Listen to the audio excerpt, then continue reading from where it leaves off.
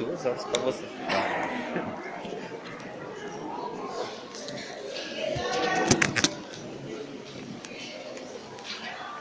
Os irmãos com bom dia. Que a graça e a paz de nosso Senhor possa estar conosco nesta manhã. Vai ficar mais. Valeu. Bom, hein? Perfeito, obrigado. Hoje nós não vamos falar acerca da reforma. Graças a Deus, é porque 3 dias ficar ouvindo esse cara aqui. 3 domingos. Só que a lição que nós temos hoje, ela também é um pouco complexa, né? E por que não dizer também polêmica. Eu até tentei fugir dela, tentei passar ela para o Daniel, mas não teve jeito. Não teve jeito. E aí eu gostaria de ler o texto com vocês, que vai servir como base para a nossa explanação nesta manhã. É a lição de número 8, que vai contemplar o capítulo 24 do profeta Isaías. Nós estamos estudando aí uma série de estudos baseado no profeta Isaías. E hoje nós vamos contemplar aí o capítulo de número 24. Se o tempo nos permitir, eu acredito que vai nos permitir, nós vamos estudar até o capítulo de número 25. Por uma razão que eu vou explicar depois, logo mais na introdução. O capítulo 24 até o capítulo de número 27 de Isaías vai falar acerca do Apocalipse, né, de Isaías, temas que têm a ver com a escatologia. Isso porque o profeta Isaías, ele profetizou a diversas nações, nós vamos ver na introdução daqui a pouco, aproximadamente 11 nações, com uma profecia específica e direta, falando acerca dos juízos de Deus. A partir do capítulo de número 24 até o capítulo de número 27, o profeta Isaías vai tratar de uma maneira de que esse juízo, além de alcançar essas nações que ele menciona antes do capítulo 24, esses juízos então vai chegar a todo o planeta e todo mundo passará por um juízo no futuro. Então tem uma conotação escatológica. Alguns estudiosos recomendam que seja analisado à luz de Mateus capítulo 24, inclusive, que é o sermão escatológico de Jesus. E falar de escatologia não é fácil, né? Não é fácil, embora seja uma matéria que eu aprecio bastante. Isso porque você vai encontrar várias linhas doutrinárias que vai tentar explicar acerca da vinda do Senhor Jesus. Porém, em todas essas linhas você sempre vai encontrar um fio solto, né? Como dizia o pastor Waldenberg, ele dizia muito bem que ele estava aberto, né? Ou seja, não existe nada fechado na Escritura, né? Desde que não fira a essencialidade e da unidade da fé cristã, que foram aqueles elementos que eu citei aqui no domingo passado e domingo retrasado. Ou seja, a Bíblia é inerrante, a Bíblia é a palavra de Deus, a Bíblia é inspirada, Jesus morreu pelos nossos pecados, ressuscitou ao 3º dia, acreditamos que Ele vai voltar, acreditamos que haverá um destino eterno, acreditamos no estado eterno, acreditamos no julgamento. Ou seja, esses pontos essenciais, todos nós somos unidos, isso nos une. Isso é a essência, isso é o pilar da fé cristã. Agora, como se processa, como que se lida acerca desse tipo de assunto, é muito complicado e muito complexo, e a gente tem que optar por aquela linha doutrinária que menos fere a Escritura Sagrada no que tange a harmonia bíblica. Eu sei que esse assunto é um pouco complexo, mas vale a pena mencionar, por exemplo, algumas linhas teológicas concernentes à vinda de Jesus. Você vai ter os pré-milenistas, os pré-tribulacionistas históricos, né, que remontam aos pais da igreja chamado Papias, ou Papias e Justino Marte. Eles acreditavam numa vinda eminente do Senhor Jesus, antes de uma grande tribulação, ou no meio de uma grande tribulação, onde o Senhor Jesus viria de modo físico, visível, palpável, tangível, para salvar o seu povo e instituir o seu reino sobre a terra e, por que não dizer, o destino eterno e o julgamento das nações. Isso é o pré-milenismo, pré-tribulacionismo histórico. Depois você vai ter aí os amilenistas, né, que são aqueles que acreditam no milênio de Apocalipse capítulo 20, mas num reinado espiritual. Nesse sentido, segundo eles, Jesus já reina sobre a igreja, porque quando ele esteve presente, ele disse diversas vezes, é chegado o reino, né? O João Batista falou, é chegado o reino. Então eles acreditam que durante o ministério de Jesus, Jesus então vence Satanás na cruz, e a partir da cruz as forças do diabo foram anuladas, foram limitadas, estão sob o poder da cruz. Então, nesse sentido, na cruz do Calvário, Jesus vence o diabo. Então, do ponto de vista espiritual, o diabo está amarrado, né? No sentido de que ele não pode impedir o avanço do evangelho. No entanto, ele atua no mundo nos filhos da desobediência. O diabo está atuante. No entanto, onde o evangelho chega, o diabo então, ele é destronado, ele é derrotado.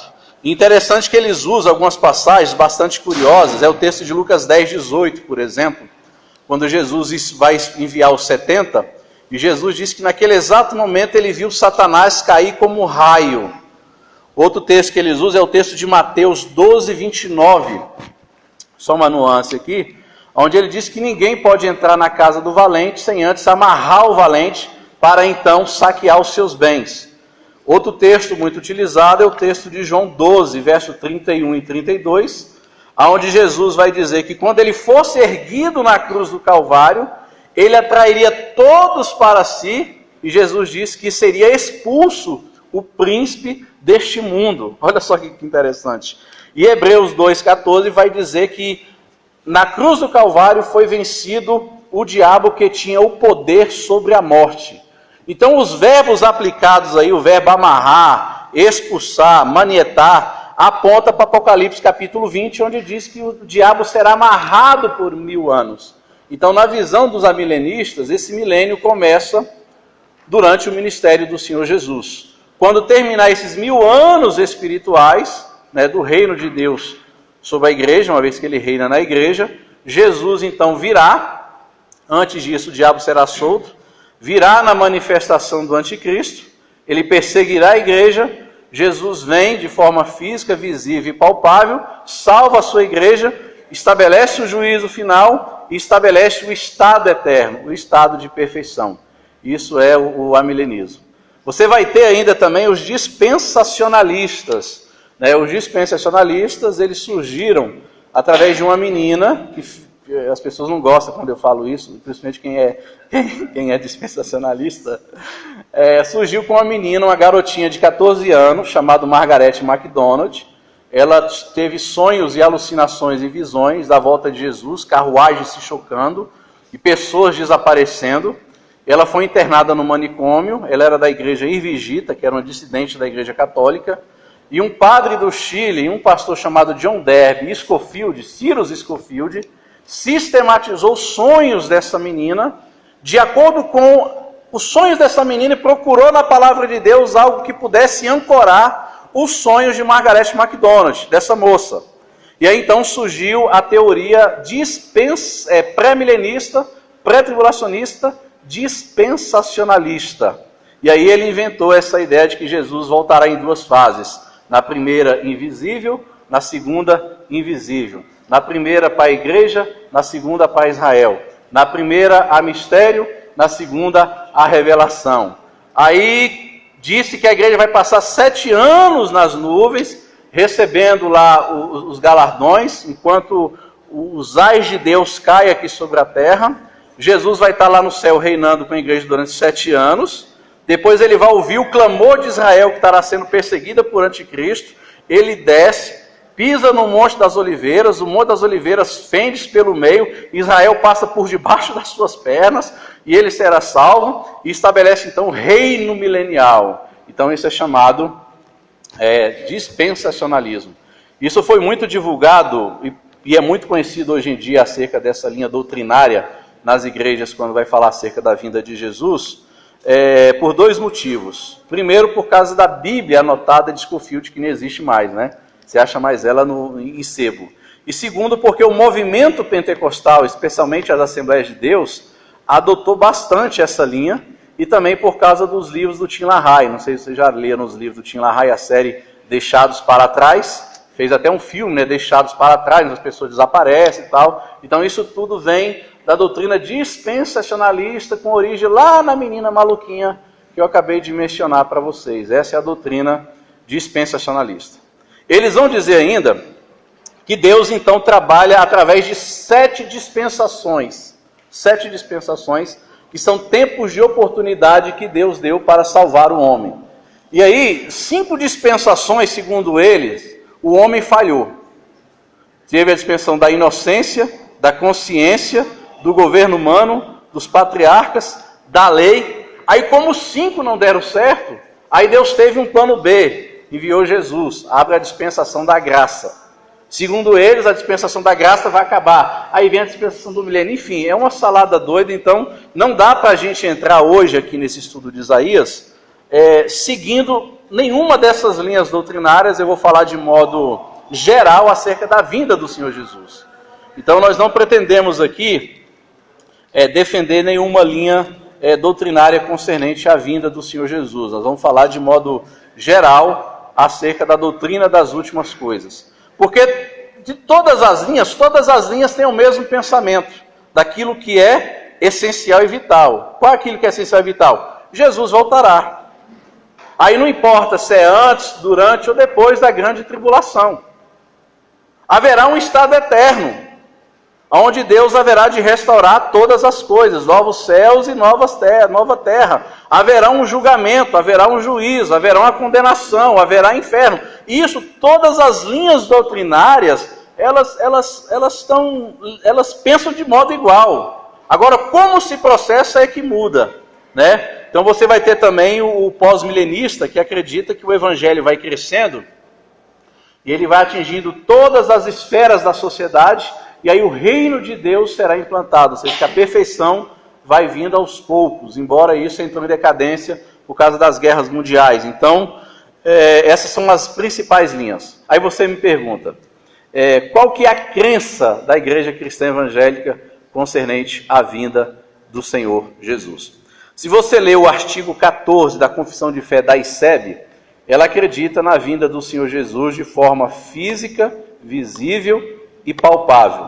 A maioria dos professores do nosso seminário no CTCEB são amilenistas, esse que eu acabei de citar agora, que creem que o diabo está amarrado do ponto de vista espiritual, que aonde o evangelho chegar, ele é destronado e Jesus já reina sobre a igreja, o reino de Deus já está presente. No entanto, as igrejas são livres para tomar a sua linha teológica que achar mais conveniente.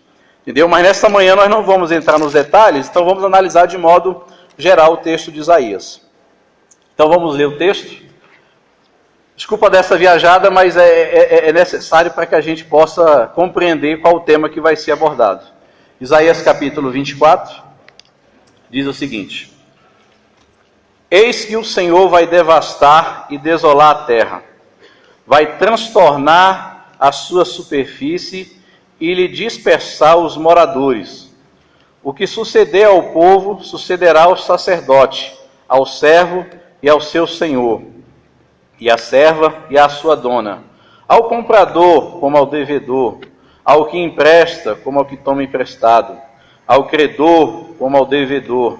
A terra será de todo devastada e totalmente saqueada. Porque o Senhor é quem proferiu esta palavra. A terra pranteia e se murcha, o mundo enfraquece e se murcha, elanguece, quer enfraquecer também ou fragilizar, os mais altos do povo da terra. Na verdade, a terra está contaminada por causa dos seus moradores, porquanto transgridem as leis e violam os estatutos e quebram a aliança eterna. Aqui está o motivo pela qual a terra será devastada, os seus pecados. Por isso, a maldição consome a terra e os que habitam nela e se tornam culpados. Por isso, serão queimados os moradores da terra. e poucos homens restarão. Pranteia o vinho, elanguece a vide, e geme os que estavam de coração alegre. Cessou o foguedo dos tamboris, acabou os ruídos do que exaltam, e descansou a alegria da harpa. Já não se bebe vinho entre canções, a bebida forte é amarga para os que a bebem. Demolida está a cidade caótica, todas as casas estão fechadas, ninguém já não pode entrar. Gritam por vinho nas suas ruas, fez-se noite por toda alegria, foi banido da terra o prazer. Na cidade reina a desolação, e a porta está reduzida a ruínas, porque será na terra, no meio destes povos, como verejada a oliveira, e como rebuscar quando está acabada a vídima. Verso 14, ele faz uma pausa. Eles levantam a voz e cantam com alegria por causa da glória do Senhor. Exultam desde o mar, por isso glorificai ao Senhor desde o oriente nas terras do mar, porque ao nome do Senhor Deus de Israel, dos confins da terra ouvimos cantar, glória ao justo.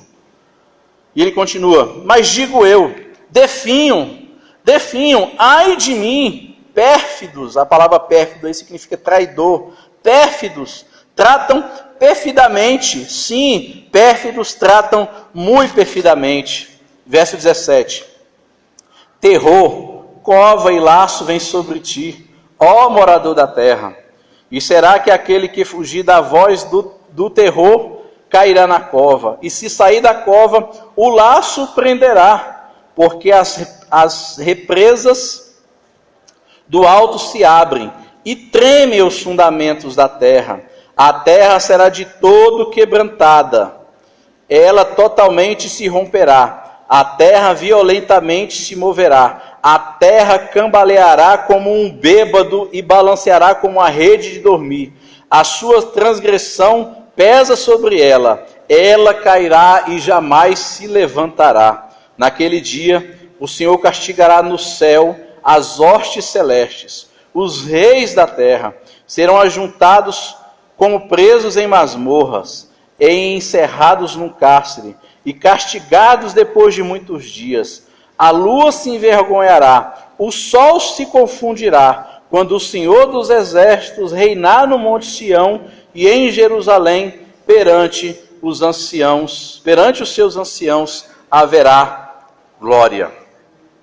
Agora, isso daqui é a parte do juízo, né? Eu até não concordei muito com a autora da revista, a doutora Joyce, porque ela aborda somente o capítulo de número 24, mas se você ler só o capítulo 24, você pergunta, tá, mas e aí, a terra vai ser destruída, e nós? E o seu povo? Aí seria bom nós lermos o capítulo 25, que a gente vai explanar também, para vocês perceberem o contraste que Isaías faz entre aqueles que serão julgados, né, e aqueles que serão poupados por Deus naquele grande dia, aonde Deus há de derramar o juízo sobre a terra. É o capítulo número 25. Olha só que interessante. E é um cântico de vitória, um cântico de louvor. Ó Senhor, Tu és o meu Deus, exaltar-te-ei e louvarei o Teu nome, porque tem feito maravilhas e tem executado os Teus conselhos antigos, fiéis e verdadeiros. Porque da cidade fizeste um montão de pedras, e da cidade forte uma ruína. A fortaleza dos estranhos já não é cidade e jamais será reedificada. Pelo que povos fortes te glorificarão, e cidades e nações opressoras te temerá, porque foste fortaleza ao pobre, fortaleza do necessitado e na angústia, refúgio contra a tempestade e sombra contra o calor. Porque dos tiranos o bufo é contra a tempestade, é como a tempestade contra o muro. A palavra bufo aí significa vento. Ele está comparando que os tiranos é como se fosse o vento, né, dos tiranos, é como se fosse uma tempestade contra o muro, ela não consegue atravessar. Como o calor em lugar fresco, tu abaterás o ímpeto dos estranhos, como se abranda o calor pela sombra, da espessa nuvem. Assim, o hino triunfal dos tiranos será aniquilado. Verso 6. O Senhor dos exércitos neste monte, a todos os povos, dará um banquete de coisas gordurosas, uma festa de vinhos velhos, pratos gordurosos, com tiranos e vinhos velhos bem clarificados. Destruirá neste monte a coberta que envolve todos os povos, e o véu que está posto sobre as nações.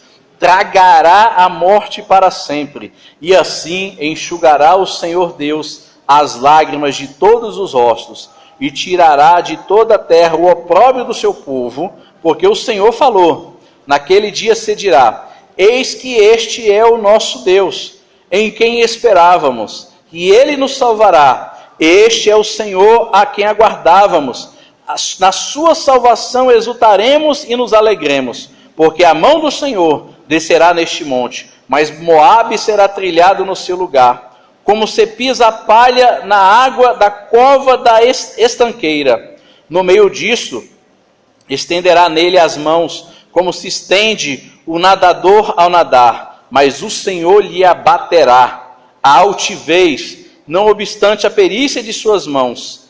Ele abaixará as altas fortalezas dos seus muros, abatê-las-ás e derribá-las por terra até o pó. Esses são os textos que nós vamos estudar então nessa manhã. Então, como introdução, nós gostaríamos de falar o que eu havia dito aqui na introdução. Uma das dificuldades para se entender o texto de Isaías, capítulo de número 24, é essa palavrinha terra aí, que aparece aí 16 vezes aí no capítulo 24. Se você reparar aí, várias vezes aparece a palavra terra, aí em Isaías capítulo 24. Você vai ver a palavra terra no versículo 1, no versículo 2, no versículo 3, no versículo 4, no versículo 5, no versículo 7 e várias outras passagens. Você vai ver o versículo 11, por exemplo, você vai ver o versículo 13, você vai ver o versículo 14, você vai ver vários, versículo 17, o versículo 18, o versículo 19, o versículo 20, o versículo 21. Você percebe que essa palavra terra, ela aparece várias vezes aí nesse texto do capítulo número 24. E uma das dificuldades é você identificar a que se refere essa terra. Porque a palavra terra no hebraico é eretz, ela pode significar tanto a terra no aspecto geral, o planeta como um todo, como a terra local. Por exemplo, quando a Bíblia fala a terra de Judá, se refere àquela porção, àquele espaço geográfico. Então, algumas dificuldades que existem nesse texto de entender Isaías capítulo 24, é que não dá para entender se essa terra aponta para uma terra física, limitada a Israel, ou aponta para todo o planeta. Aí a teologia explica o seguinte, que algumas passagens das profecias, ela tem duplo cumprimento. Ela se refere à nação de Israel, que será dizimada, será arruinada através do juízo de Deus, que vai cair sobre aquela nação por conta dos seus pecados, que no caso ali é a invasão dos assírios, a invasão dos babilônicos, um juízo que Deus traria àquela nação. Só que devido a ter tantas palavras aqui repetidas acerca do planeta Terra, você conclui, logicamente, fazendo associação com o Novo Testamento, de que a Terra aqui se refere a todo o planeta, a todo o globo, ou seja, é um juízo que Deus também trará naquele grande dia que Ele virá para buscar a sua igreja. Ou seja, Deus então aqui se compromete a aniquilar e exterminar os opressores do seu povo. Haverá um dia, meus amados irmãos, de que Deus haverá de julgar essa terra. Haverá um dia em que Deus haverá de derramar os seus ais sobre a terra, o seu juízo sobre a terra. E a gente vive hoje uma crise de se pregar, por exemplo, um Deus de amor. Não é essa a nossa tendência? Não, Deus te ama, né? Jesus te ama. Geralmente nós criamos um Deus praticamente quase que manco. Porque da mesma forma que a Bíblia diz que Deus ele é amor, a Bíblia vai dizer também que Deus é justiça. Deus não é só amor, Deus é justiça. A mesma Bíblia também vai dizer de que Deus é um fogo consumidor. Se você analisar o ministério de Jesus, ele falou muito mais no inferno do que nos céus. Jesus fala muito mais em condenação do que na eternidade. Aliás, o ministério do Senhor Jesus já começa com palavras de condenação. O próprio João Batista disse: raça de víboras. Raça de víboras. Ele vai dizer que Deus haverá de batizar aquele povo com fogo, que era sinal de juízo. Ele vai falar que o machado já está posto na raiz. A mensagem do Senhor Jesus era uma mensagem dura. Era uma mensagem de amor? Era uma mensagem de amor. Era uma mensagem de misericórdia? Era uma mensagem de misericórdia. Mas também era uma palavra de justiça e de juízo e de condenação eterna. Condenação eterna. Então haverá um dia de que Deus há de julgar essa terra. E o livro de Isaías tem essa característica de um Deus irado. De um Deus irado. Irado contra quem? Irado contra os pecadores. Irado contra os pecadores por conta dos seus pecados, por conta das suas mazelas. Um Deus que se ira. Aí algumas pessoas falam assim: não, mas se você for analisar, o Deus do Velho Testamento é um Deus muito bravo. Já havia citado? Deus do Velho Testamento é um Deus muito bravo.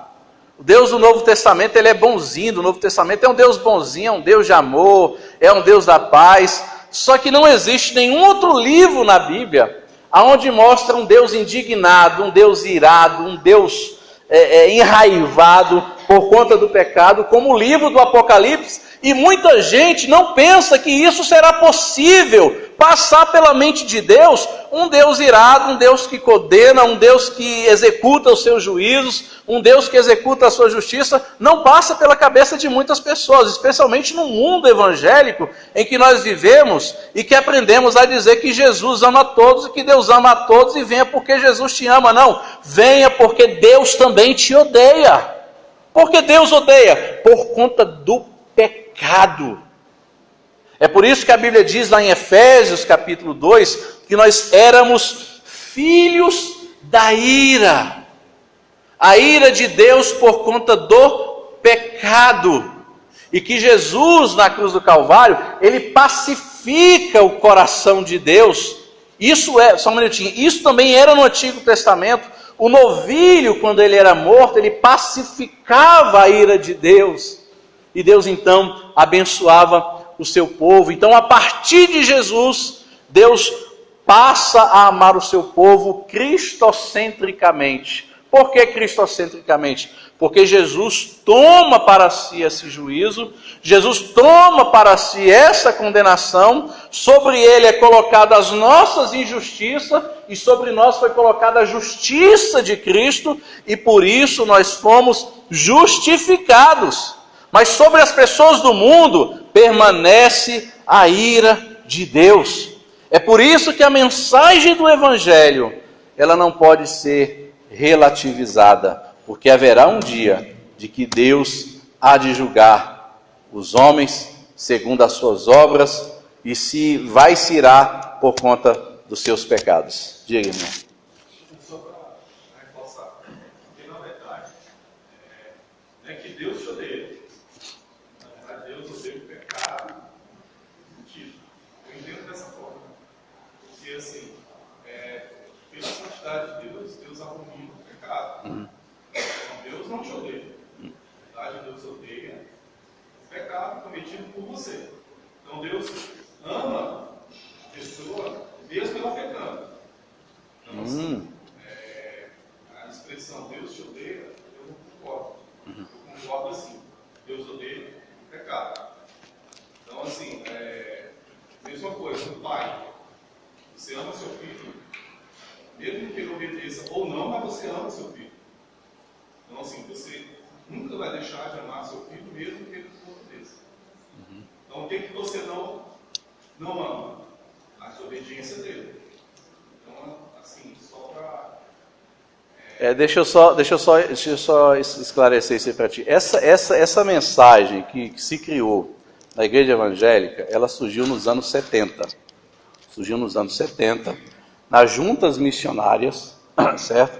Para poder servir de fundamento para que as pessoas pudessem pregar o evangelho. Se você for analisar o texto de Efésios, capítulo de número 2, a Bíblia vai dizer que nós éramos filhos da ira. E Deus, quando ele se ira, ele não se ira por conta do pecado, mas também por conta do pecador. Quando Deus destrói a cidade de Sodoma e Gomorra, não foi por causa do pecado que eles faziam, mas porque eles eram o próprio pecado. Porque pecado na Bíblia não é aquilo que eu faço somente. Pecado na Bíblia é aquilo que eu sou. E a Bíblia diz que todos os homens nascem no pecado de Adão.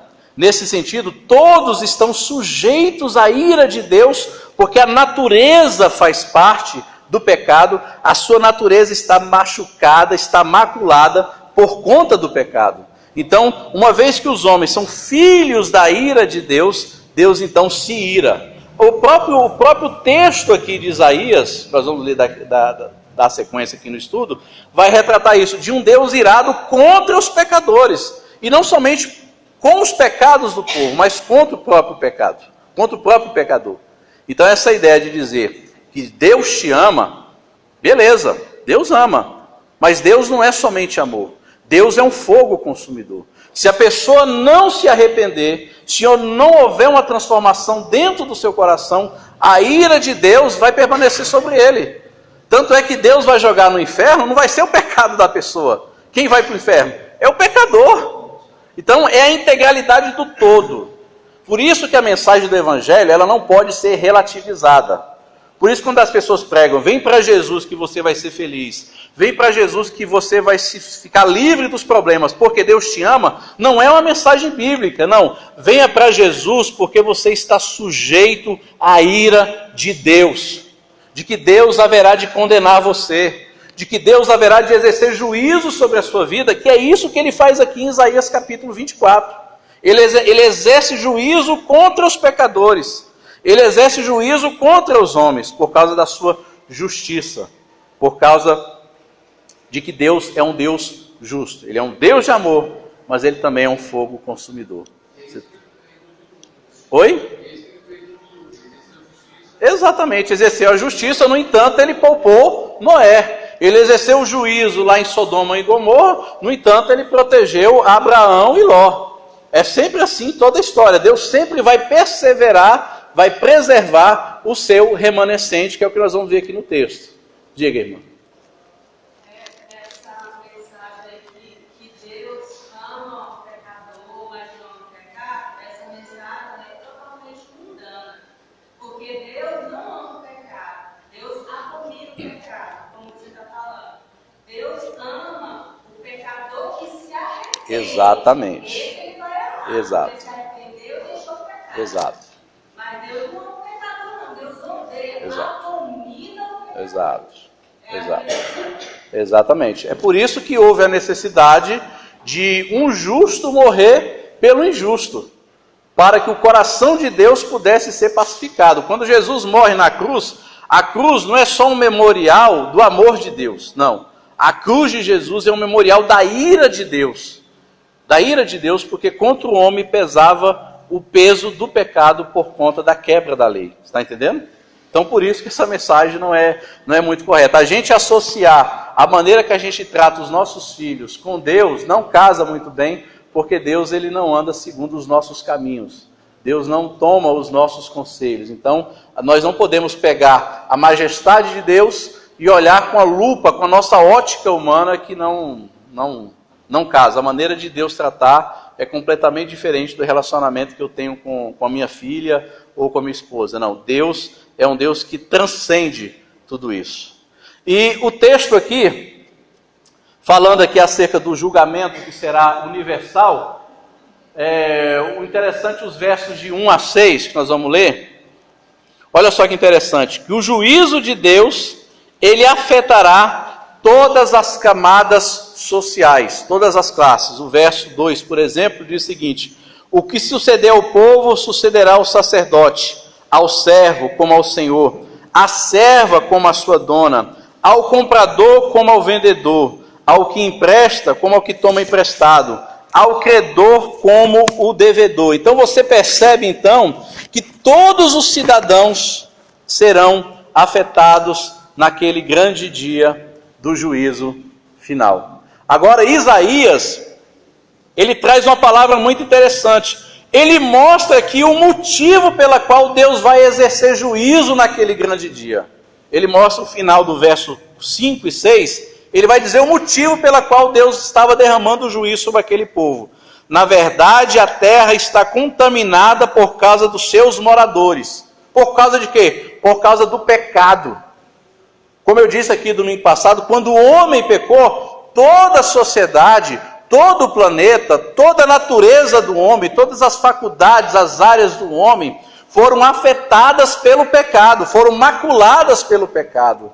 Então a terra vai se murchando, vai se estragando aos poucos e se contaminando por causa dos seus moradores, porque o homem corrompe a sociedade.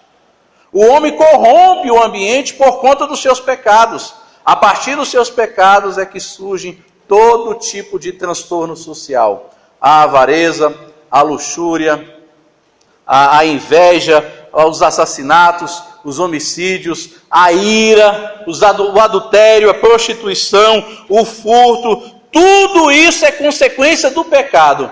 E esse pecado, por sua vez, acaba maculando a sociedade. Isaías vai dizer que, na verdade, a terra toda está contaminada por causa dos seus moradores.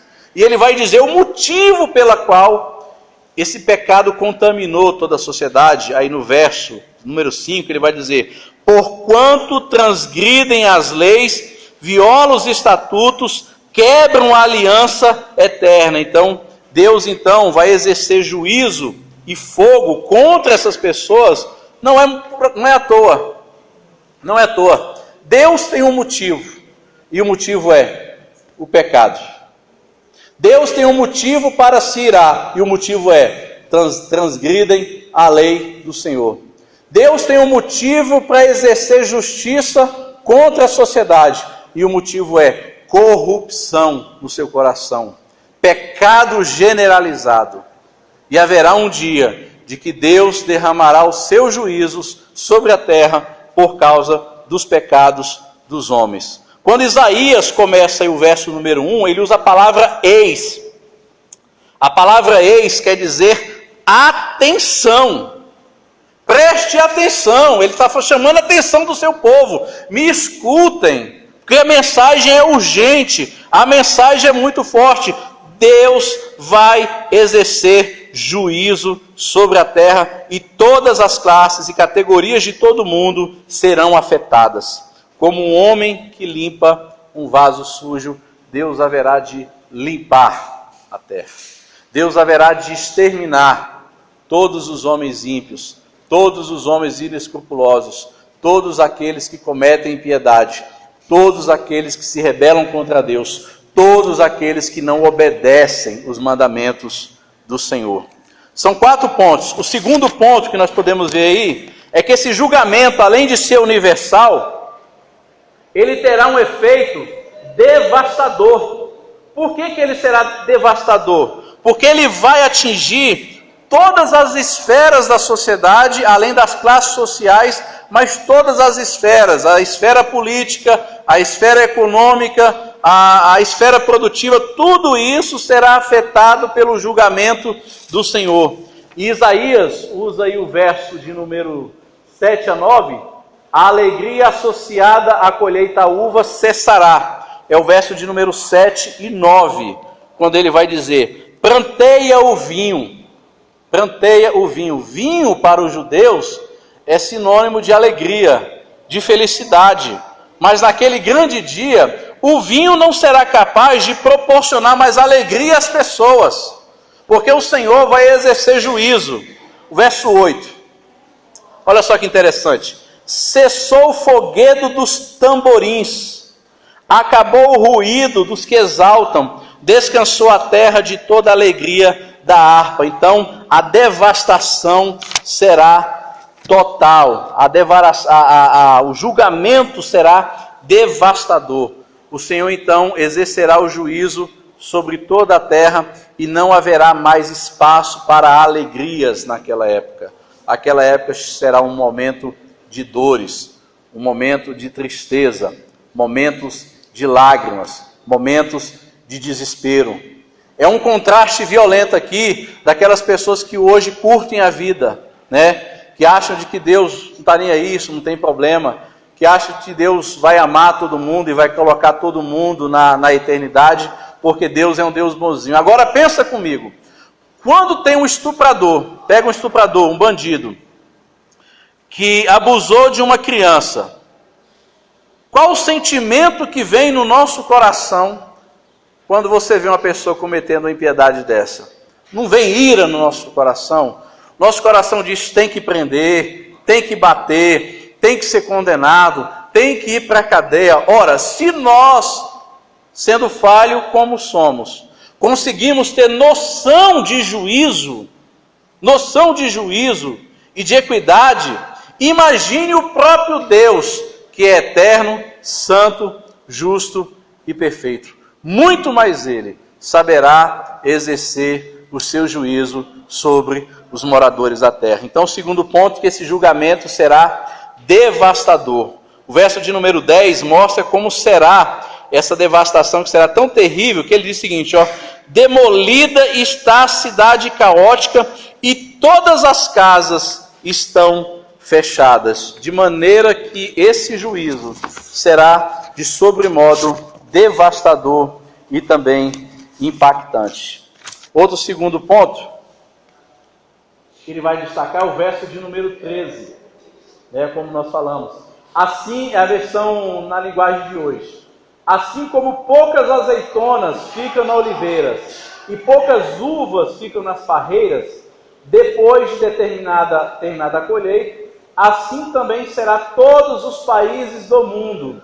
Todas as pessoas ficarão, poucas pessoas ficarão com vidas. Aqui mostra que a destruição que o Senhor virá é comparado a uma plantação, onde você colhe todos os frutos, e a árvore fica vazia, a árvore fica seca. Esse é o cenário que Isaías retrata daquele grande dia. Poucos sobreviverão àquele grande dia e serão comparados a azeitonas deixadas nas árvores ou a uva deixada na videira após a colheita. A figura que ele está falando aqui é a figura de um agricultor que vai colher uvas e vai colher azeitona e vai chacoalhando o pé de azeitona e cai várias azeitonas e apenas uma ou outra que fica presa. O que ele está dizendo é que naquele grande dia a devastação da justiça de Deus será tão grande, mas tão grande, que poucas pessoas haverão de sobreviver ao juízo que Deus trará sobre a terra naquele grande dia. E ele não para por aí. Ele vai falar que aqueles que ficarem com vida cantarão com alegria. Ele vai dizer aí o verso de número 14.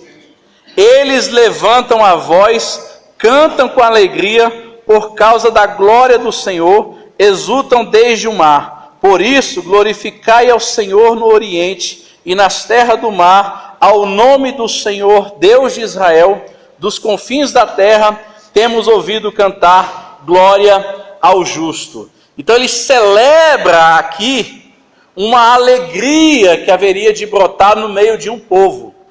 É aqui que está a grande chave de Isaías capítulo 24. É que embora diante da destruição, diante da aniquilação que Deus fará contra o pecador, exterminando os homens maus, haverá um povo escolhido por Deus que haverá de glorificar a Deus, mesmo nos momentos de angústia, mesmo nos momentos de agonia, haverá um povo que estará celebrando a alegria de Deus, mesmo na dor.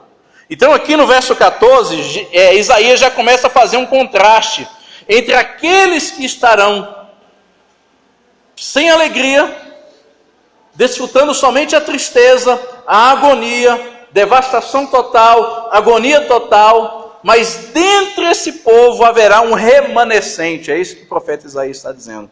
Haverá um remanescente daqueles que haverão de gozar da presença do Senhor e glorificar o nome do Senhor, porque essas pessoas serão poupadas por Deus. Essas pessoas serão preservadas, sim. Aqui no caso são os eleitos do Senhor, né? É a igreja do Senhor. Né? Nós vamos ver isso depois lá no livro de Apocalipse, que haverá um povo escolhido por Deus, e esse povo estará preservado dos juízos de Deus. É por isso que eu não queria entrar nesse... Porque se for entrar nessa questão, se a igreja vai antes ou depois, aí nós vamos gastar uns 3 meses. Né? Eu na minha opinião, que é a opinião da ICEB, o pastor pode até falar melhor sobre isso. Na opinião da maioria dos pastores da ICEB, a igreja sofrerá o início da grande tribulação, sofrerá uma perseguição por parte do anticristo, né? E no determinado momento o Senhor Deus virá para salvar a sua igreja, julgar essas pessoas, derramar os seus ais sobre essas pessoas, purificar toda a terra, e ele então voltará com a sua igreja para poder estabelecer ou estado eterno, né, pastor? Ou senão o milênio, para quem acredita no milênio, né? Então é meio complicado. Se você for analisar várias passagens da Bíblia, há indícios, por exemplo, lá em Mateus 24, de que a igreja passará pela tribulação, de que a igreja passará pelos momentos de agonia e de tristeza e de profunda perseguição. Quando Paulo escreve a sua segunda carta aos Tessalonicenses, no capítulo de número 1, ele tem alguns motivos pela qual ele escreve a sua carta aos Tessalonicenses. O primeiro delas é que quando ele fala em 1 Tessalonicenses capítulo 4, acerca da vinda do Senhor, alguns cristãos deixaram até de trabalhar. Não queriam mais trabalhar porque pensavam que Jesus poderia vir de imediato. E uma falsa carta foi enviada à igreja dizendo que a vinda do Senhor já havia chegado.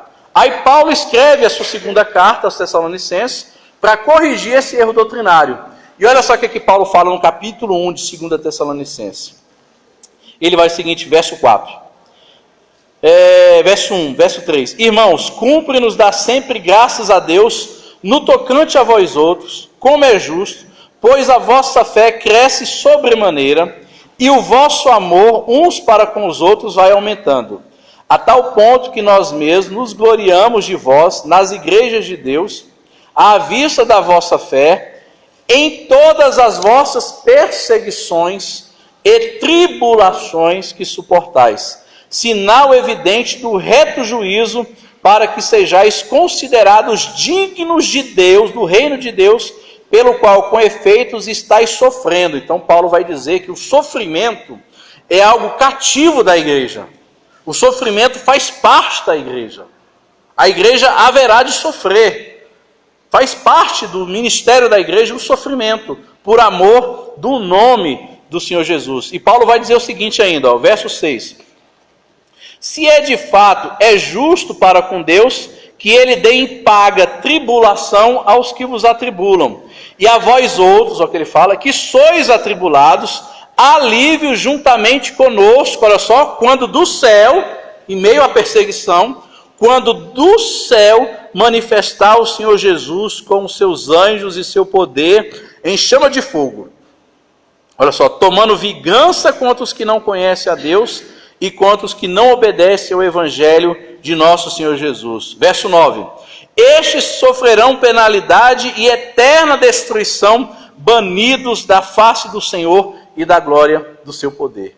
Então, do ponto de vista bíblico, a maioria dos comentaristas, a maioria dos teólogos e também a nossa denominação concorda que haverá um período, sim, de grande tribulação que a igreja haverá de passar, e quando ela já não der mais conta, já não conseguir mais suportar, é o momento que Deus, então, Jesus vem e toma o seu povo para si na vinda gloriosa dele, ou o arrebatamento, como muitos preferem chamar. Você está entendendo? Porque o sofrimento, querendo ou não, é algo que sempre vai fazer parte da igreja. É uma marca da igreja, o sofrimento. A marca da igreja. Se você ver, por exemplo, Apocalipse, capítulo de número 7, vale a pena a gente ler, já que está dentro do tema.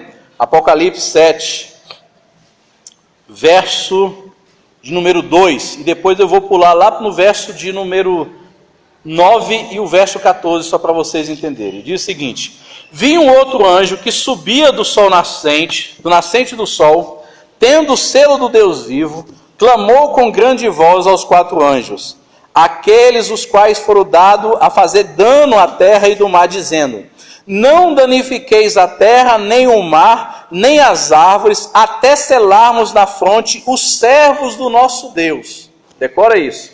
O selo, os servos do nosso Deus. Ao verso número 9. Depois dessas coisas, vi e eis uma grande multidão que ninguém podia enumerar, de todas as nações, tribos, povos, língua, em pé diante do Cordeiro de Deus, vestido de vestiduras brancas, com palma nas mãos, e clamavam com grande voz, dizendo: ao nosso Deus que se assenta no trono, ao Cordeiro pertence a salvação. Aí o verso de número 14 explica quem são essas pessoas, que serão seladas, um povo numeroso, e que haverão de glorificar o Senhor no meio da tribulação. Ao verso 14. Respondi-lhe: meu Senhor, tu sabes. O anjo pergunta, quem era. E o verso 14 ele diz: meu Senhor, tu sabes.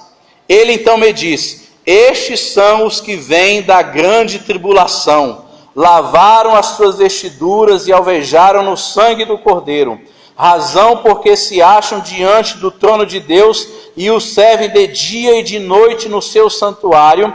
E aquele que se assenta no trono estenderá sobre eles o seu tabernáculo, jamais terão fome, nunca mais terão sede, não cairá sobre eles o sol, nem ardor algum. E o verso 17 é interessantíssimo: pois o Cordeiro que se encontra no meio do trono os apacentará e os guiará para fontes de água viva, e Deus lhes enxugará dos olhos toda lágrima.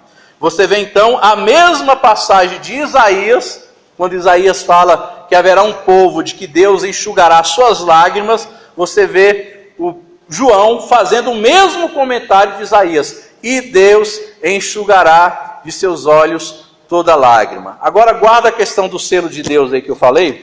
Vai lá para Apocalipse 9, verso de número 4.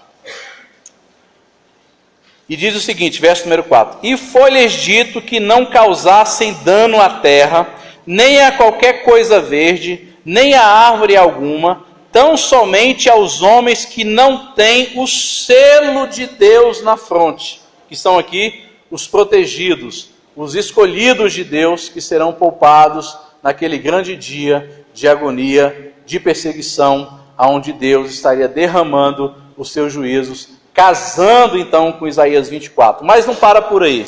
Apocalipse 14, verso de número 1. Olha só que interessante. Apocalipse 14, verso de número 1.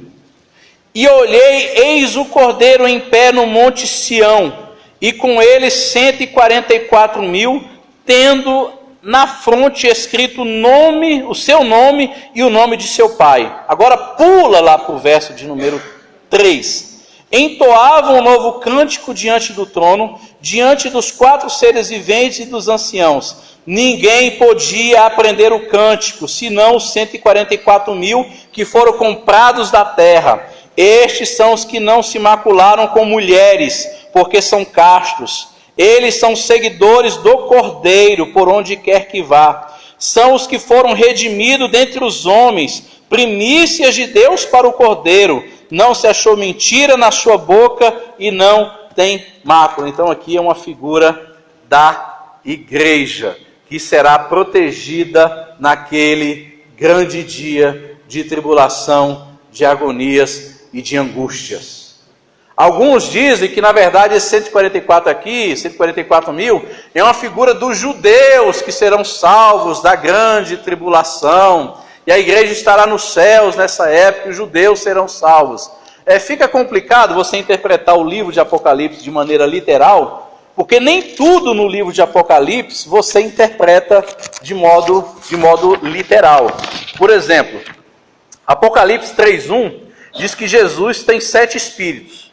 Ninguém diz que os 7 espíritos de Jesus são literais. No Apocalipse 5:6 diz que Jesus, o Cordeiro, ele é um cordeiro que tem 7 chifres e 7 olhos. Ninguém diz que Jesus tem 7 chifres e 7 olhos literais. Em Apocalipse 14, verso 20, diz que o sangue das pessoas correrão aí 1.600 estádios. Ninguém diz que isso será literalmente. Ninguém diz, por exemplo, que a Nova Jerusalém terá 2.219 quilômetros quadrados e ela será um caixote quadrado. Ninguém diz que a Nova Jerusalém será um caixote quadrado. Até porque não cabe ninguém em 2.219 quilômetros. Não cabe. Uma vez que João diz aqui em Apocalipse capítulo 7, que o número desses escolhidos são como a areia do mar. Não cabe muita gente em 2.219 quilômetros. Então, você não interpreta as passagens do livro de Apocalipse de modo literal. O que seria esses 144 mil aqui? 12 na Bíblia, ou múltiplo de 12, ele representa a totalidade do povo de Deus. Se você pega 12 vezes 12, você tem aí 144. Por que 12 vezes 12? 12 é uma figura da nação de Israel. Os 12 filhos de Jacó. A nação de Israel, os judeus, é formado por essas 12 tribos. A igreja foi formatada e formada através de 12 apóstolos. Então, os 144 mil é a figura da igreja. E o que é a igreja? A igreja, conforme Efésios capítulo de número 2, ela é composta de 2 povos. De gentios e de judeus que se converteram a Cristo. Elas foram então unificadas pela cruz de Jesus. Jesus, lá em João 11, um profeta chamado Caifás, vai dizer que Jesus morreria na cruz do Calvário para reunir em um só corpo todos os filhos de Deus dispersos sobre a terra. Então, na cruz de Jesus, judeus e gentios convertidos a Jesus foram unificados, de modo que hoje tem um povo só. O povo de Deus é a igreja. O povo de Deus é a igreja. Nação santa, raça eleita, sacerdócio real, povo comprado e adquirido pelo sangue do Cordeiro, é a igreja. Então a igreja será protegida naquele grande dia. Agora o grande clímax aqui de Isaías, que aí eu gostaria de chamar bastante a atenção de vocês, é que por mais que ele visse essa alegria entre o povo, há um contraste aí. Isaías diz que não poderia participar desse louvor. Olha o verso aí de número 16. Dos confins da terra ouvimos cantar, glória ao justo. Ele ouve uma canção de alegria dentre o remanescente. Mas eu pessoalmente, Isaías, não estou alegre. Ele vai falando aí, definho, ai de mim, traidores tratam com traição. Sim, traidores tratam com muita traição. Ou seja, o coração de Isaías estava machucado por conta do pecado do povo. Ou seja, aqui você vê a sensibilidade do profeta Isaías. Ao mesmo tempo que o povo estava feliz, glorificando ao Senhor, sendo livrado e poupado daquele grande dia de agonia, ainda assim o profeta Isaías tinha uma sensibilidade e amor e paixão por aquele povo que estava sendo perdido e que estava sofrendo o juízo de Deus. Agora é interessante que não somente Isaías mostra essa sensibilidade pelas pessoas que se perdem.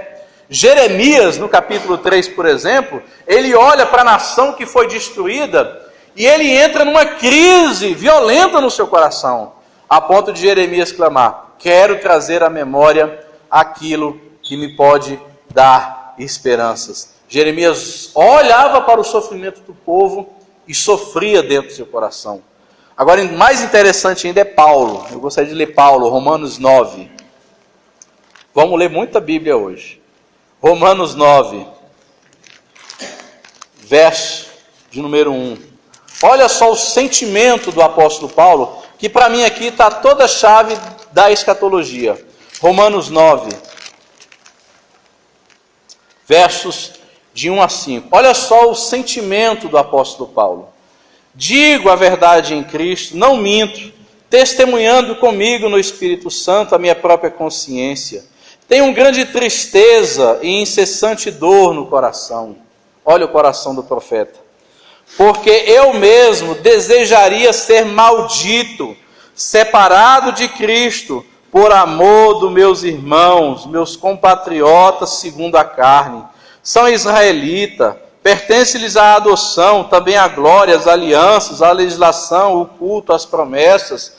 Deles são os patriarcas e também deles o descendente, o Cristo, segundo a carne, o qual é sobre todos nós, bendito Deus para todos sempre. Amém. Ou seja, o mesmo sentimento que Isaías expressa aqui, mesmo diante da alegria que ele estava vivenciando, é o mesmo sentimento que Paulo expressava, mesmo alegre e feliz com a salvação. Paulo tinha um coração sensível com aquelas pessoas que estavam morrendo, que estavam perecendo. Ou seja, não havia um sentimento de soberba e orgulho espiritual no coração do apóstolo Paulo, nem no coração de Jeremias, e em especial no coração de Isaías. Não havia esse sentimento de jactância, ou seja, eu estou livre, eu serei salvo e poupado naquele dia, aleluia, felicidades a mim, ou seja, o resto que se dane, o resto que se exploda. Mas não havia esse sentimento de soberba espiritual, havia um sentimento de dor no coração. Isso nos faz lembrar, meus amados irmãos, o quão é importante nós não termos orgulho espiritual no coração por aquilo que nós temos recebido do Senhor. E que na maioria das vezes há esse sentimento no nosso coração. Porque eu sou salvo, porque eu sou eleito, eu sou um filho de Deus, as pessoas vão perecer, as pessoas vão para o inferno. E não há nenhum tipo de sensibilidade, não há lágrimas no nosso coração quando a gente vê milhares e milhares de pessoas se destruindo, milhares e milhares de pessoas morrendo, pessoas sofrendo, pessoas com agonia. Não. Há de se ter no nosso coração um coração também sensível com quem está morrendo, com quem está padecendo. Então você percebe que são duas nuances que o profeta Isaías vive aqui em Isaías 24. Ele vive a alegria desse povo que será poupado, mas ele vive também uma tristeza terrível por aquelas pessoas que sofrerão os juízos e os ais de Deus. E a pergunta é, eu tenho essa sensibilidade no meu coração quando eu sei que uma pessoa está sofrendo, quando eu sei que uma pessoa está padecendo?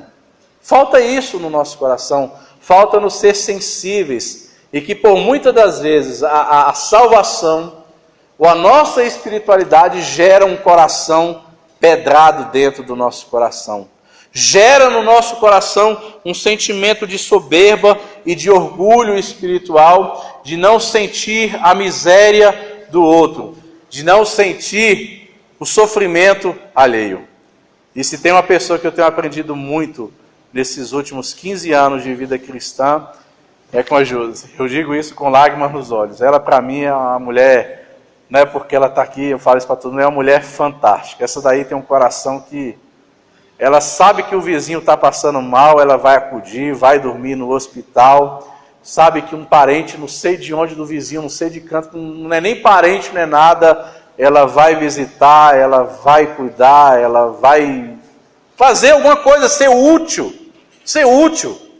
E esse sentimento que eu vejo na Josi é o sentimento que eu vejo no apóstolo Paulo, que eu vejo em Isaías, que eu vejo em Jeremias, mas que deveria ser também o nosso sentimento, que deveria ser o meu sentimento, que deveria ser o sentimento de vocês. Aí eu vou falar uma coisa que vocês nunca vão ouvir pregador nenhum dizer no mundo, somente eu porque eu sou meio doido. Muito se fala na escatologia, na volta do Senhor Jesus. mas poucos querem exercer o ministério dos profetas que falaram acerca da vinda do Senhor Jesus. Quando João escreve o livro do Apocalipse, ele estava exilado numa ilha de Patmos. Havia jogado ele numa taça de azeite fervendo. Ele estava sofrendo por amor ao Evangelho. E quando ele escreve o livro de Apocalipse, a intenção dele era somente uma. Era servir de instrumento para consolar aqueles cristãos que estavam lá fora, sendo perseguidos e sendo mortos pelo Império Romano. Então ele descreve o livro do Apocalipse, mostrando a vitória de Jesus contra os inimigos, contra os perseguidores. E mostrando uma igreja que seria galardoada no futuro, que teria lágrimas enxugadas, aonde não teria mais dores, aonde não teria mais agonias, de um Deus que haveria de recebê-los na eternidade. Ou seja, João incentivava constantemente para que o povo pudesse manter viva e ativa essa chama da eternidade, essa paixão por Deus. Quando Paulo escreve o livro de 1 Tessalonicenses e fala acerca da vinda do Senhor Jesus, Paulo deixa claro: consolai, pois, uns aos outros com esta palavra. Eu nunca esqueço do enterro do funeral do irmão Teodoro, que foi lido essa passagem aqui pelo irmão que fez o funeral do irmão Teodoro, e ele leu o texto de 1 Tessalonicenses capítulo 4, e ele frisou muito bem: consolai uns aos outros com esta palavra da eternidade. Da eternidade. Quando Paulo fala acerca da vinda do Senhor Jesus, a ideia dele não é criar um filme cinematográfico, como a gente vê passando aí naqueles filmes deixados para trás, né, do arrebatamento da igreja, tal. O propósito dele inicial não era isso. O propósito inicial dos escritores do Novo Testamento foi gerar no coração da pessoa que recebesse o Evangelho, pudesse gerar no coração deles alegria diante das tribulações, conforto do Senhor nos momentos das agonias, sabe? Momentos de alegria com Deus, mesmo diante da perseguição, e acima de tudo, crer na eternidade. Mas não somente crer na eternidade, mas trazer a eternidade no aqui e no agora. Deus enxugará os nossos olhos na eternidade? Sim, enxugará os nossos olhos, a lágrima dos nossos olhos na eternidade. Mas enquanto Deus não enxuga os nossos olhos na eternidade, as lágrimas que queimam o nosso rosto, enquanto nós estamos aqui, nós podemos exercer o ministério de Isaías, nós podemos exercer o ministério de Paulo, podemos exercer o ministério de João, consolar quem está sofrendo. A grande chave do livro de Apocalipse é consolo, é confortar, é consolar quem está sendo perseguido, quem está sofrendo, quem está padecendo. E esse ministério é um ministério que nós pouco exercemos. Porque, por incrível que pareça, a fé gera no coração da gente um sentimento de soberba, de jactância, uma vez que eu sou salvo, uma vez que eu alcançarei a eternidade, mas pouco me interessa quem está sofrendo e quem está padecendo do meu lado. Então, a passagem de Isaías aqui no verso de número 15 e 16, para mim é uma das mais impressionantes, porque o profeta vê o caos tomando de conta, vê essa alegria no meio desse povo, o povo que será o remanescente, mas ao mesmo tempo ele sofre no seu coração, ele sofre no seu íntimo por aquelas pessoas que se perdem. Aí eu pergunto, até que ponto vai o meu sentimento pelas pessoas que sofrem? Até que ponto vai o meu sofrimento das pessoas que estão padecendo? Até que ponto vai o meu sentimento, a minha sensibilidade por aquelas pessoas que ainda não conheceram esse Deus maravilhoso que eu sirvo e ainda estão perdidos e cegos e decaídos por conta do seu pecado, por conta da sua natureza, e sobre elas pesam a ira de Deus. Aí eu vi um pregador que dizia que quando nós vemos um pecador, uma pessoa no lixo, afundada nas drogas, na miséria, no álcool, na prostituição, morrendo, um zumbi da vida, o sentimento que tem que ter no meu coração é de misericórdia. É por isso que a palavra misericórdia vem do grego miserecardia. É eu sentir a miséria do outro no meu coração. E percebermos que se não fosse a graça de Deus, eu estaria também lá, no mesmo lugar. Então, isso para mim foi o que mais me chamou a atenção nessa passagem de Isaías. Um sentimento de alegria, mas também de tristeza. E continua aí o julgamento, verso de 21 a 23, onde diz que naquele dia o Senhor castigará também os poderes, cadê? Não, estou voltando errado. Aqui. Castigará os anjos e castigará também os reis. Olha só que interessante. O verso de número 21 vai dizer: naquele dia o Senhor castigará os poderes do céu. Verso de número 21. Mas não somente os poderes do céu. Olha só o verso de número 22, que vai dizer aí, verso 21 e 22. O Senhor naquele dia castigará no céu as hostes celestes e os reis da terra. Serão ajuntados e presos em masmorras, encarcerados num cárceres e castigado depois de muitos dias. Então Isaías vê que o julgamento e o juízo de Deus cairá não somente na terra, mas também todas as hostes celestes serão julgados naquele grande dia. Então, Isaías aqui estende o julgamento do Senhor também para os anjos. Se você perceber, há uma conexão lá com o Novo Testamento. Eu gostaria de ler com vocês alguns paralelos. Por exemplo, Judas 1, verso 6, vai dizer o seguinte, ó: e aos anjos que não guardaram o seu principado, mas deixaram a sua própria habitação, reservou na escuridão e em prisões eternas até o juízo daquele grande dia. Outra conexão aí é o texto de 2 Pedro 2,4.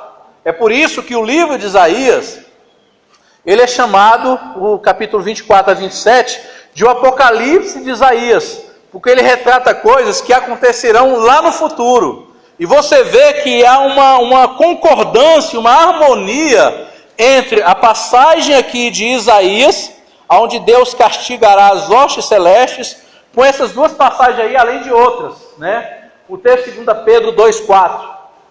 Porque se Deus não perdoou os anjos que pecaram, mas havendo-os lançado no inferno, ou entregou às cadeias de escuridão, ficando reservados para o juízo. Então você percebe, então, o quanto que a palavra de Isaías vale para os nossos dias. Porque existe uma harmonia neotestamentária, uma harmonia com o Novo Testamento, de que Deus traria juízo sobre o seu povo. De que Deus traria juízo não somente contra o povo, mas também contra os anjos. Naquele grande dia, os demônios serão julgados por Deus naquele grande dia. Naquele grande dia, eles serão lançados aí no lago de fogo. Mas não somente isso, fala também acerca dos reis. Se você vê aí o verso aí que foi falado aí, verso de número 21 que nós lemos, e o verso de número 22, naquele dia castigará do céu as hostes celestes e os reis da terra. Se você voltar um pouquinho aí, o verso de número 19, o verso número 20, diz que Deus vai sacudir a terra, diz que Deus vai tremer a terra. Agora interessante, volta um pouquinho as páginas da Bíblia, vamos lá para Isaías 13, verso 13. Vamos fazer um paralelo aqui dos reis e daquilo que Deus fará com os reis. Isaías 13, verso de número 13. Olha lá, o próprio Deus falando: portanto farei estremecer os céus, e a terra será sacudida do seu lugar, por causa da ira do Senhor dos Exércitos e por causa do seu ardente furor. Agora passa um pouquinho as páginas da Bíblia, vai lá em Isaías 14, verso de número 16, e olha só que interessante. Eis os que te virem te contemplarão, e hão de fitar-te e dizer-te: este é o homem que fazia estremecer a terra e os reinos. Ora, se você vê uma conexão aqui, os reis daquela época eram considerados homens como tendo a mais alta autoridade e que faziam estremecer e abalar a terra. Isaías está dizendo aqui que, ao contrário desses homens, o próprio Deus faria estremecer os céus e a terra, destruindo até mesmo aqueles reis que eram temidos pelos homens. Mas não somente os reis, atingindo então as hostes celestes, chegando até o diabo e os seus anjos. Aqui tem algumas conexões, em Apocalipse, por exemplo, mostrando a vitória desse cordeiro. Se você for analisar, por exemplo, Apocalipse 19:11, diz que Jesus vem montado num cavalo branco, para a guerra. Ele, quando ele entrou em Jerusalém, ele entrou num jumentinho, trazendo paz. Naquele grande dia, ele virá no seu cavalo branco, como um guerreiro. Continua. Ele virá acompanhado dos exércitos dos céus. Apocalipse 19:13. O seu manto será tinto de sangue. Haverá uma espada afiada que sairá da sua boca. Os ímpios desesperados tentarão fugir da sua presença, mas não escaparão da ira do Cordeiro. E o verso do Tessalonicenses, Ele vem do céu para executar juízo contra os seus inimigos. Ele matará o anticristo com o sopro da sua boca. E por último, Jesus se assentará no seu trono de glória para julgar todas as nações. Então você percebe, o quanto que o livro de Isaías, ele é útil e ele é atual para os nossos dias, porque há uma conexão com o Novo Testamento, de que um dia Deus exercerá juízo sobre a terra e os seus moradores. Aí você pergunta, tá, legal, os ímpios serão aí, sofrerão o juízo de Deus, os ímpios sofrerão as penalidades, mas e aí? O que será de nós?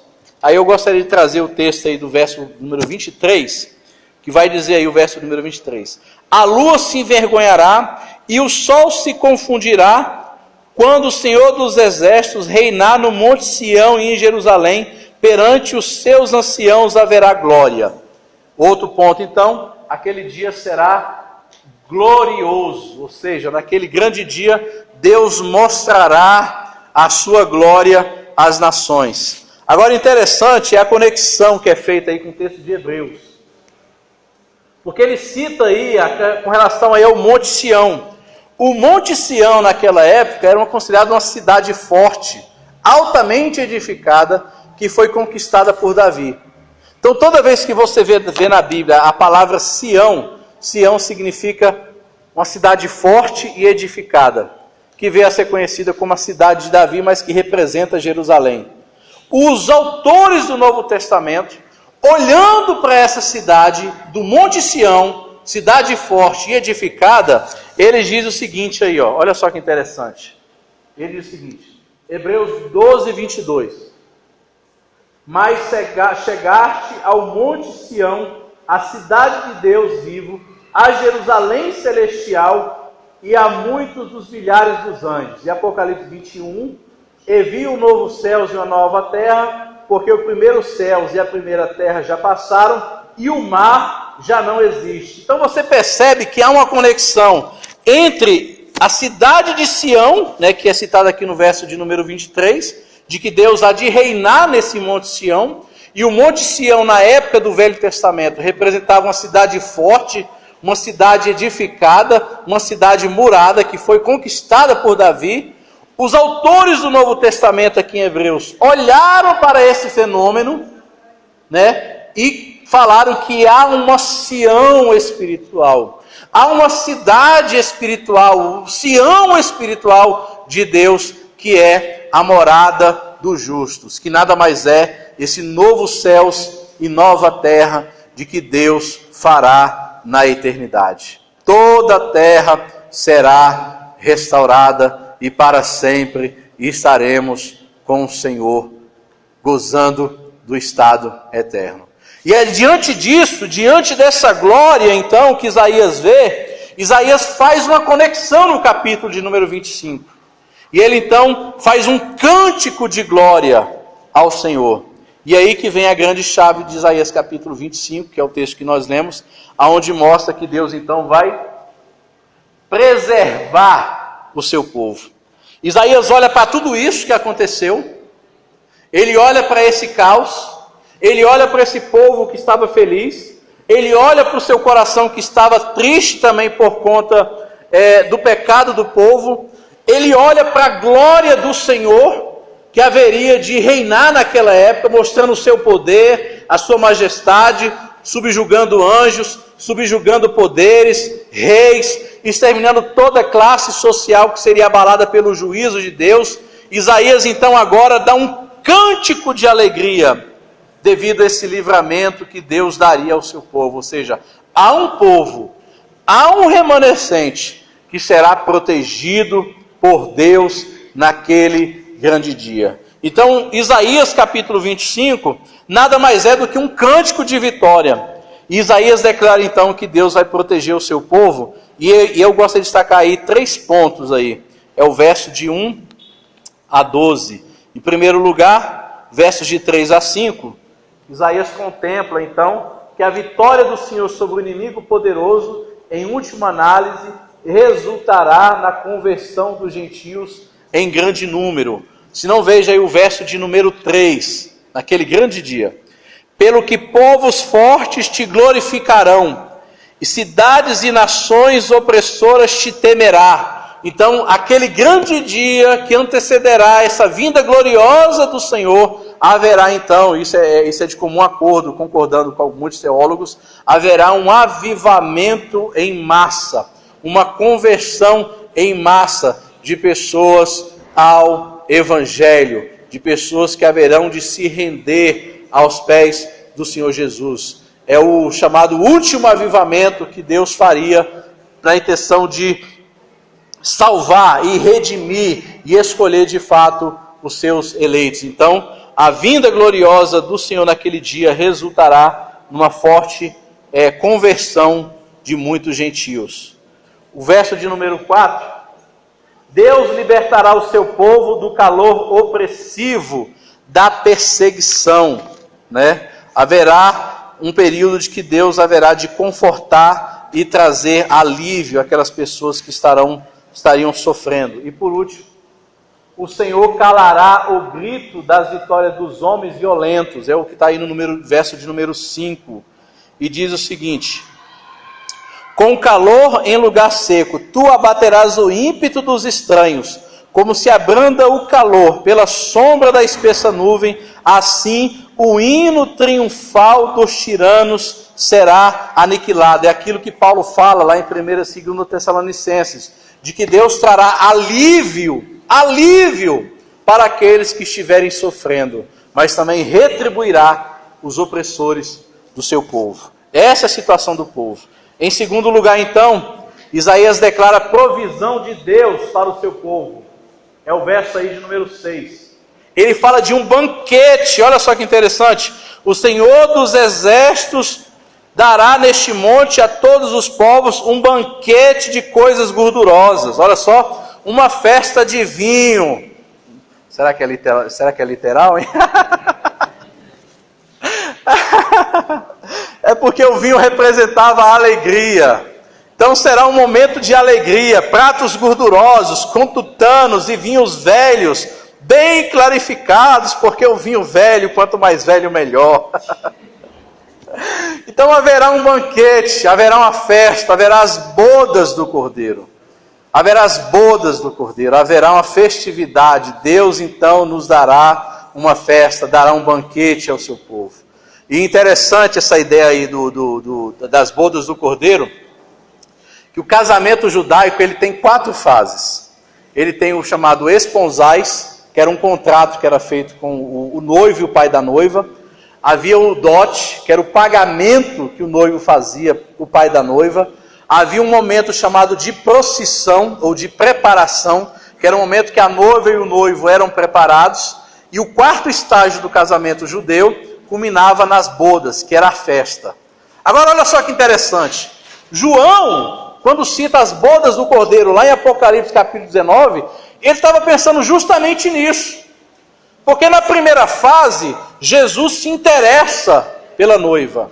Jesus se interessa pela noiva. Deus nos amou. Ele se interessa pela sua noiva.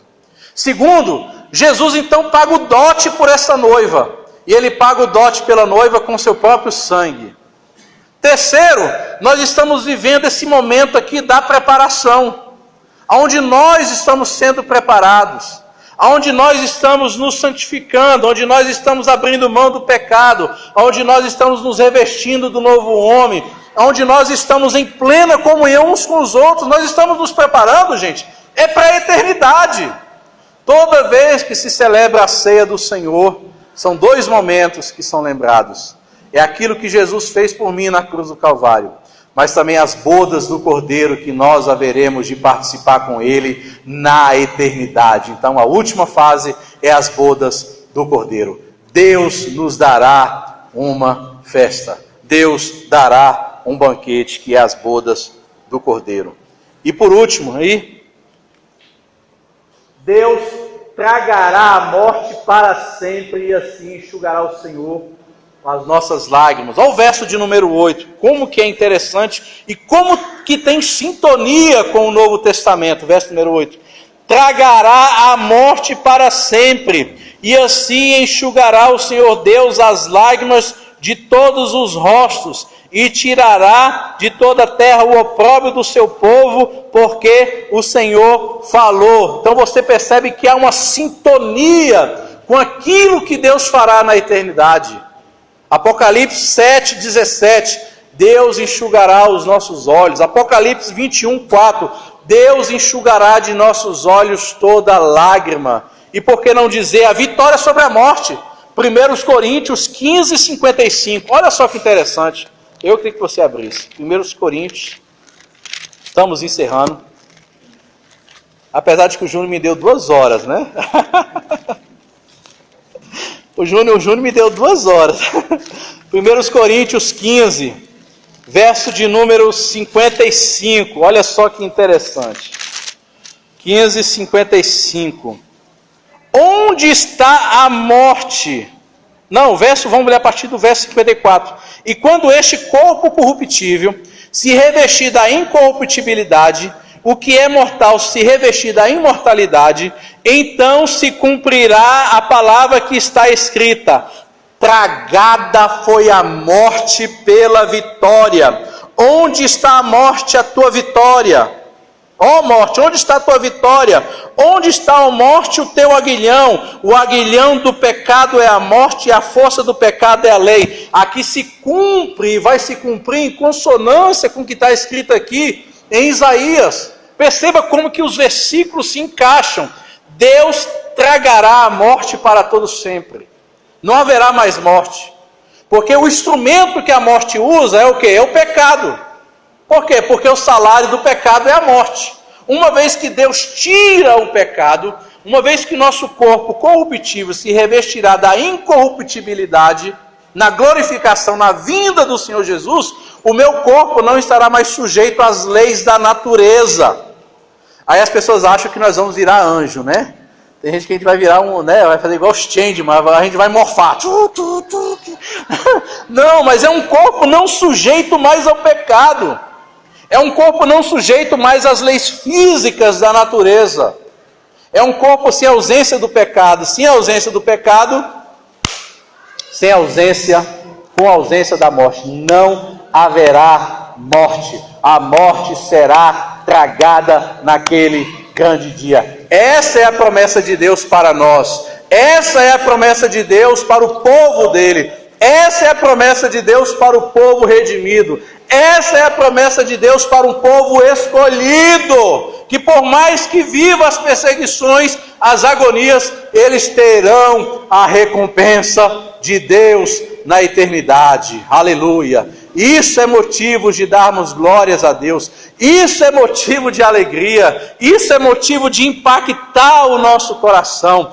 A eternidade, a bênção que Deus nos trará na eternidade. E por isso que não vale a pena nós curtirmos os prazeres momentâneos da vida. E por último, então, as lágrimas do seu povo serão removidas para sempre, serão assentados à mesa do banquete, os santos que aguardavam a glorificação se alegrarão no Senhor, o verso que nós lemos. Os inimigos do povo de Deus, representados aí por Moabe, o verso de número 10, eles serão poupados. Moabe sempre vivia em conexão de briga com o povo de Israel. Aqui é uma figura retratando os nossos inimigos que serão derrotados para todo sempre, e todas as fortificações serão abatidas e envergonhadas naquele grande dia. Ele baixará as altas fortalezas dos seus muros e abaterá e derribará por terra até o pó.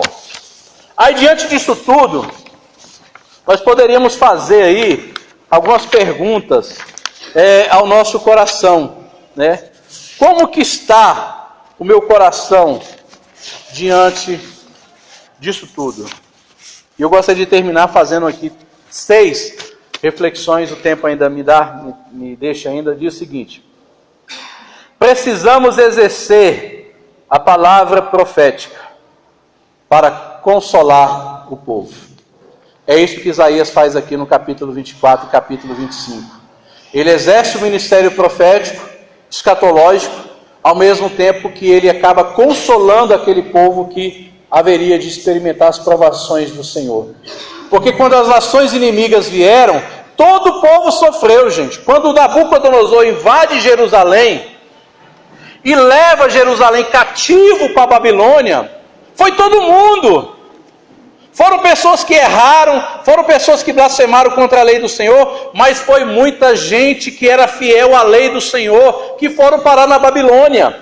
Nós vemos lá Sadraque, Mesaque, Abidnego, nós vamos ver lá Daniel, nós vamos ver depois lá Neemias, nós vamos ver Esdras, nós vamos ver essa turma toda, um remanescente fiel, mas que esse povo sofria e padecia. Então, temos que exercer a palavra profética para consolar aqueles que estão sofrendo.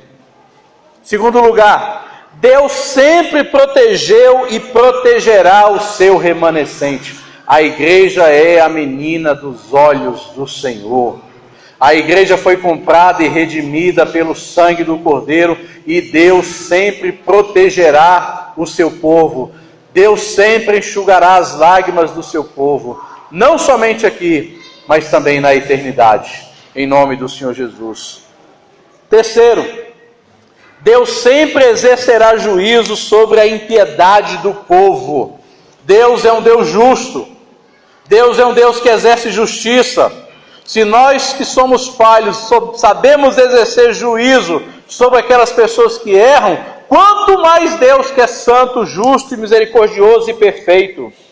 Quarto lugar, mesmo diante das perseguições, Deus é capaz de gerar em nós um novo cântico de glória, um novo cântico de esperança, porque Isaías capítulo 25 nada mais é do que um cântico de esperança. Eu estou sofrendo, eu estou padecendo, eu estou em agonia, o povo está padecendo, mas haverá um dia de que Deus haverá de enxugar de nossos olhos toda lágrima. Quinto lugar, a nossa alegria em Deus jamais pode solidificar o nosso coração diante dos pecados do povo. Eu tenho que ter um coração sensível. Em sétimo lugar, haverá uma festa na eternidade, lágrimas enxugadas, presença de Deus. E a pergunta é: o que eu faço com tudo isso? O que eu faço com tudo isso? Será que a minha vida cristã se resume somente aqui? Paulo diz que se esperarmos Cristo somente nessa vida, somos os mais miseráveis de todos os homens. A minha vida não termina aqui. A minha vida começa lá, na eternidade. É por isso que tudo aquilo que eu vou fazer, tudo aquilo que eu vou praticar na minha espiritualidade deve refletir as moradas eternas, porque Paulo diz que com Cristo nós já reinamos nas moradas eternas. Já estamos com Cristo nas regiões celestiais. Então, nada mais do que eu pegar essa eternidade e encarnar no meu dia a dia. Seguir as coisas, buscar as coisas que são do alto e não as coisas que são daqui da terra. Não pense que Deus brinca. Não pense que Deus é brincadeira. Não pense que aquilo que o homem plantar, ele nunca vai colher. Não. Tudo aquilo que o homem plantar, ele vai colher. Haverá um dia de que Deus exercerá seu juízo para todos sempre. Quando Jesus vai ao templo, ele lê o texto de Isaías: o Espírito do Senhor é sobre mim. E ele vai falando algumas características. Ele fala: e anunciar o ano aceitável do Senhor. Só que Jesus não lê o texto todo de Isaías. Porque o texto todo de Isaías diz: o ano aceitável do Senhor e o dia da vingança do nosso Deus. Por que Jesus só citou o ano aceitável? Por que Jesus não leu o texto todo de Isaías? Por uma única razão: esse tempo da graça é o ano aceitável do Senhor. Mas naquele grande dia virá a ira de Deus. Jesus veio como cordeiro, mas ele virá como leão. Jesus veio como juiz, como advogado, mas ele virá como juiz. Jesus veio como sacerdote expiando os nossos pecados, mas naquele grande dia ele virá como rei. Ele entra em Jerusalém no jumentinho, mas ele virá como rei, como general montado em seu cavalo branco. E isso deveria impactar o nosso coração. Quem deveria falar mais acerca da vinda de Jesus não é os testemunhos de Jeová, não são os adventistas, que são eles que mais estudam acerca desse assunto, de forma distorcida às vezes. Mas éramos nós que deveríamos ter essa alegria. E pouco se fala acerca da vinda do Senhor Jesus, porque falar da vinda de Jesus é como se fosse um golpe diante dos meus projetos. Afinal de contas, quem é que quer que Jesus volte agora? Eu estou bem de vida, estou ganhando dinheiro, vou ganhar dinheiro, posso ser uma pessoa próspera, estou bem no meu casamento. Para que Jesus vir? Esse é o sentimento que tem muitas pessoas, porque nós nos acomodamos diante desse mundo mercantilista e desse mundo materialista, e nós só queremos buscar o sucesso, sucesso, sucesso. E Paulo diz: se a minha vida se resume somente nesta vida, eu sou o miserável de todos os homens. Nós temos uma eternidade, gente. Nós temos uma eternidade. E é uma pena que isso pouco impacta o nosso coração. A gente já não canta mais músicas que falam acerca da vinda de Jesus. Repara os cânticos que são cantados muitas das vezes nas igrejas. Não são cânticos que falam da vinda de Jesus, mas são cânticos que falam da minha bênção, a minha promessa. Cumpra em mim, a minha bênção, a minha vida vai transformar. Só isso. E a eternidade? E a eternidade? Aí a gente fala mal dos pentecostais quando eles pipocam, quando eles pulam, né? Falam em línguas, sapateiam, mas essa deveria ser a minha alegria. A minha alegria, porque eu vou morar com Deus na eternidade, e isso é tudo para mim, porque foi comprado por Jesus na cruz do Calvário, e na cruz do Calvário ele derrama sangue e não derrama mel. Ele sofreu por mim, para me reconciliar com Deus. Isso deveria impactar o nosso coração, deveria impactar o meu coração todos os dias, deveria impactar o nosso coração todos os dias. E era isso que eu queria falar para os irmãos. Desculpa pelo horário. Vamos orar. Pai querido, Pai amado, nós estamos, ó Pai amado, maravilhados, ó Pai, porque Tu és um Deus que nunca abandonou o Seu povo. Tu és um Deus que sempre protegeu e protegerá o Seu povo. Tu és um Deus maravilhoso, um Deus grandioso, um Deus soberano. Ó Pai, que saberá exercer juízo e justiça naquele grande dia contra os poderosos, contra aqueles, ó Pai amado, que oprimem o Seu povo, contra aqueles, ó Pai amado, que perseguem o Seu povo, Pai. Quantos morrem hoje, ó Pai amado, ao fio da espada pelo Estado Islâmico? Quantos morrem, ó Pai amado, pela espada, ó Pai amado, dos atentados terroristas, ó Pai amado, lá nos países da janela 10/40, cristãos são perseguidos, são degolados, são machucados, são maltratados, ó Pai. Senhor, mas nós cremos que naquele grande dia, o Senhor exercerá juízo sobre todas essas pessoas. O Senhor retribuirá a cada um conforme as suas obras. Mas o nosso coração também se alegra, ó Pai, porque o Senhor preservou um povo. O Senhor preservará um remanescente fiel à Tua palavra, que o Senhor comprou, resgatou, redimiu de toda a raça, tribo, língua e nação, comprados pelo Teu sangue puro e carmesim. Ó Deus, reaviva em nosso coração essa chama da vinda do Senhor Jesus. Reaviva em nosso coração, ó Pai, essa paixão pela eternidade, ó Pai. Porque foi para isso que Teu Filho morreste na cruz do Calvário, para nos redimir, nos reconciliar com Deus, apagar o nosso passado, transformar o nosso presente e preparar um futuro glorioso para a Tua igreja. Em nome do Senhor Jesus. Amém e amém. Que Deus abençoe.